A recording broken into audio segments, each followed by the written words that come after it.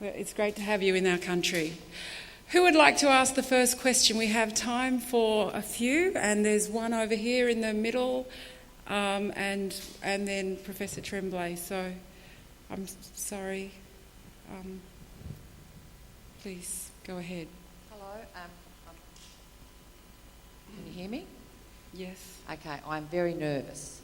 I just want to sort of talk about maybe all the speakers we've had this morning, and especially the last two with the respect with Aborigines. I think that's really wonderful, and I do want to go to New Zealand now. It sounds fantastic.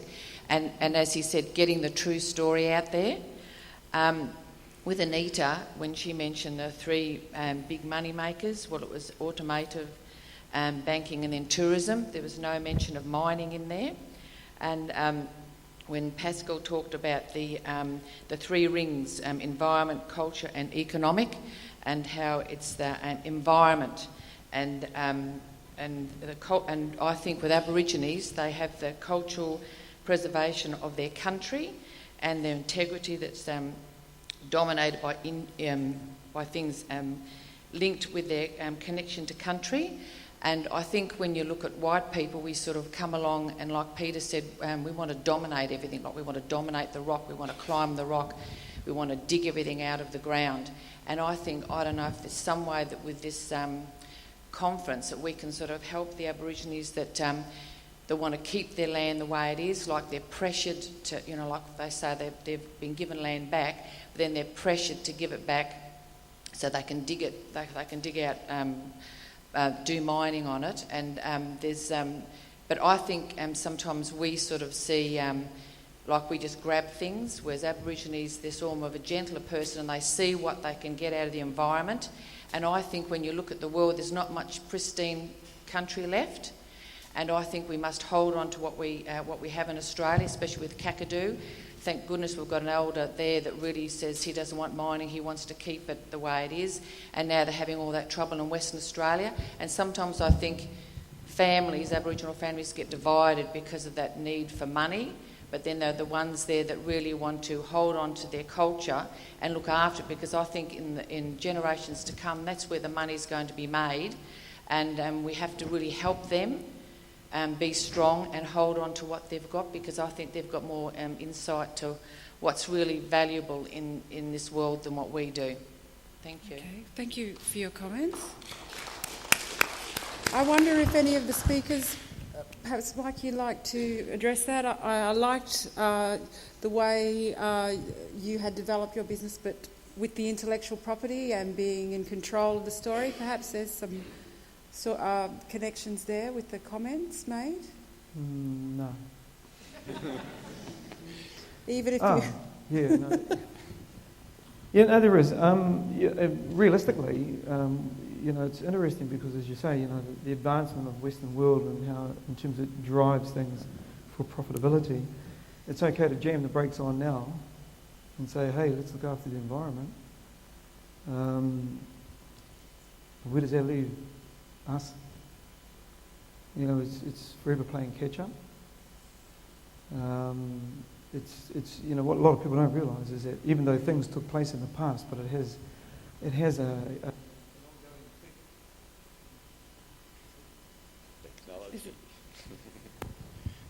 it has an ongoing effect, onto generations to come, and there's always a consistent catch up.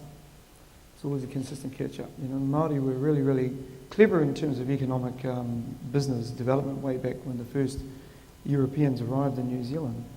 In fact, they got so good at it that Europeans decided to shut it down, and it's constantly playing catch up. And there's still the same scenario now. I've just kind of seen, it's good. Tourism industry is good because it does portray the culture, but at the same time, we got to make a living. We've got to be realistic about it, and it's got to be financially feasible. We just want to be successful as anybody else. So if you bring about the balance, like you say, yeah, sure. And you're right. Indigenous people have the relationship with the land not only from a very practical point of view, but a very spiritual point of view, and that's where it really counts. Okay, thank you. Last question down the front. Thank you. Thank you both for your talks. Mike, I was captivated, like everyone, with your roller coaster journey and linking the beginnings as a small business, where you mentioned relatively low barriers to entry or easy entry, or I can't remember which term you use, and where it led to all this branching out into other cultural businesses, which is fascinating as a personal journey. But I'm interested in, and you link that to employment. Yep. I'm interested in whether or not this branching out,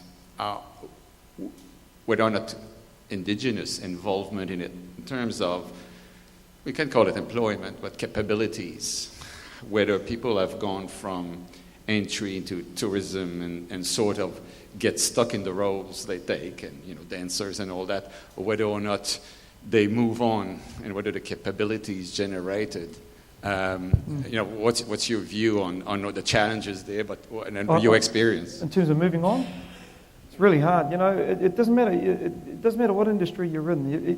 It's always evolution. I think what you've got to understand as well, that in terms of surviving as a people, we have to evolve and adapt, to the environment around about us. That's how we survive. We portray in New Zealand one very, very small sector of our history. In fact, it's so small. And yet the broader history of Māori from there to there is huge. But we only drill down on one particular small area of it. And it's the same with Aboriginal. Let's face it, like before we got to really understand Aboriginal people, our only interpretation of Aboriginal were lazy, always on a dole, always looking for handouts, drunk. Everything that Maori have got the same stereotypical, and American and Canadian Indians were all thrown into the same pot. And that stereotypical interpretation from the rest of the world, which is pumped out by the media, is a really, it's a bloody big challenge for us just to overcome that. That's what I'm saying, we've got to do everything 6 times as good as everybody else. It's no wonder a lot of them say, it's just too hard, we shouldn't be, and it is. And I think, the challenge is whether or not Indigenous people around the world can take that next step forward. The change is now. The global recession has brought about the warning bells. The groundswell is out there. It's just whether or not we're game enough to take that stand and make a freaking big difference to the global economy of the world. And I reckon we are. We're ready. We're ready to go. Well, thank you. Thank you very much for the questions. And I'm going to have to wrap it up now and move on to the sessions. But please put your hands together and thank our speakers.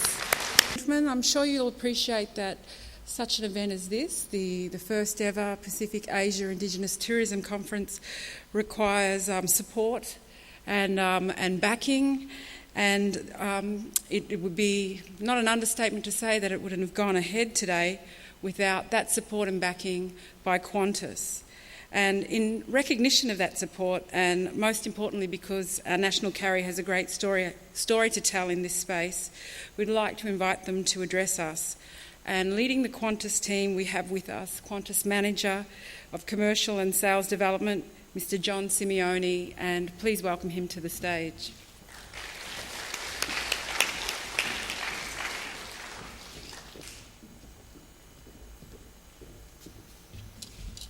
Firstly, I would like to acknowledge the Aboriginal people of the Larrakia Nation, on whose traditional lands we meet today, and pay my respects to elders past and present.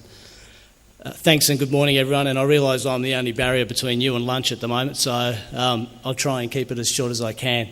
I found the morning and last night extremely fascinating. I was touched by Billawarra Lee's opening last night. I thought it was one of the best openings to a conference I've ever seen, and I think it's critical that we create that sort of touch and emotion within this group. I think John King needs a round of applause at some stage, or a shaking of the hand, for bringing us all together. It's critical that we continue to support Indigenous tourism and culture. I've heard some interesting sayings today. I heard Anita speak about sustainability. I heard Mike just talk about tall poppy. And when you think about Qantas, I know people think, well, tall poppy syndrome. We do suffer from the tall poppy syndrome. And I'll just give you a few stats for the Northern Territory. I think, there's 230,000 people in the Northern Territory, and Qantas supplies over 65,000 seats into the Territory. So when you work out the maths, it's quite a good support of the Northern Territory that Qantas provides. I've heard all the jokes about taking the NT out of Qantas and making it Qas. I think we've all heard those jokes in the past, but, we've been here for over 90 years.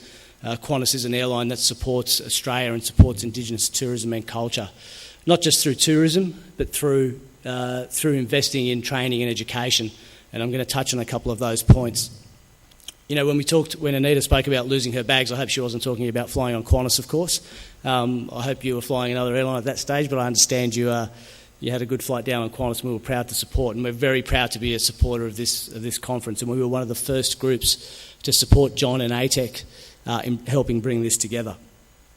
As an airline, Qantas is uniquely placed to bring Indigenous culture to the Australian and international travelling public and enable the broader community, our people and our customers to gain knowledge and respect for Australia's Aboriginal and Torres Strait Islander history, culture and people.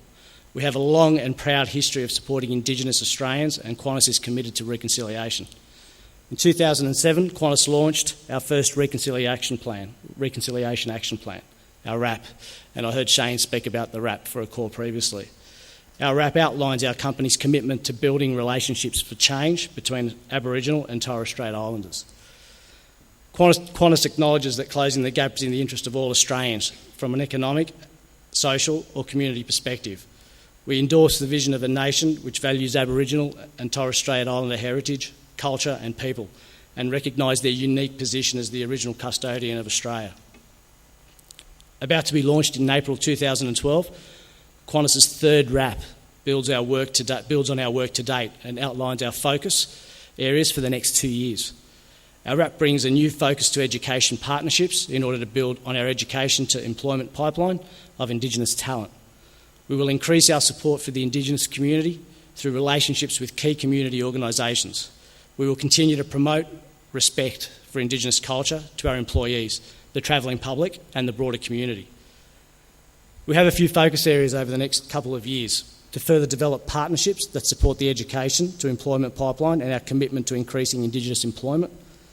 We offer our employees a range of opportunities and experiences to learn about Indigenous culture, heritage, so as to facilitate higher levels of engagement within our workforce. We continue to use our unique position in the Australian community to promote and educate Australian customers and overseas visitors about Indigenous art and culture, excellence in sport and education and the arts. And we support the development of Indigenous-owned enterprises through the development of a more comprehensive supplier diversity program. We currently employ over 350 Indigenous Australians, a number that exceeded our initial target from 2011 and represents an increase of 40% since our first RAP was introduced in 2007. We have a goal at Qantas to employ 450 Indigenous Australians by December 2013. We have an Indigenous school-based training program with 75 Indigenous school-based trainees in our business in 2012. And I can speak personally about that program. I have 12 Indigenous trainees who, over the course of this year, will report directly or indirectly through to me as part of my team. We take it upon ourselves, and our team take it upon ourselves to learn, how they fit into the work environment. And from my perspective, my personal goal for those guys is to ensure that they enter the workforce in the tourism industry. We need to, as managers and as leaders, and I implore you all as leaders of the community in the industry, that whenever we have an opportunity to train, promote Indigenous culture and tourism, we need to make the most of those opportunities. I think at different times, people, and I've seen people within our organisation at different times say, it's a great program, let's move on. I think it's up to us as individuals to take the responsibility on. It's imperative because I see these guys coming back into the business, coming back into our sales force, working in customer service, working as flight attendants. These guys need to enjoy that one day a week that they're in the office with us. We send them out on sales calls, we send them to visit travel agents, we send them to visit our corporate customers, just to understand the nature of business and the nature of work that's out there at the moment. And, like I said, my personal goal is to ensure these guys come back into the tourism industry in some force. We support the Indigenous community through a range of partnerships with organisations across Australia. Last year, Qantas invested over $500,000 on Indigenous partnerships. This year, we will announce a number of new partnerships with organisations that have a particular focus on increasing education outcomes for Indigenous students. Our financial commitment to our Indigenous community partnerships will increase by over 65% for this financial year. Some of our partners include the Bangarra Dance Theatre, Career Trackers Internships, Jawoon Indigenous Corporate Partnerships, the National Centre of Indigenous Excellence and the Yothu Yindi Foundation, to name a few. We also take our commitment to promotion of Indigenous culture and cultural awareness training and partnerships with community very seriously. We have cultural awareness program training for our staff and managers, and the last year we've continued our cultural awareness workshops across a number of business areas, including corporate services, engineering, supply chain and freight. To further enhance their value, these workshops have been tailored for HR managers, supervisors, graduates and general employees across the business.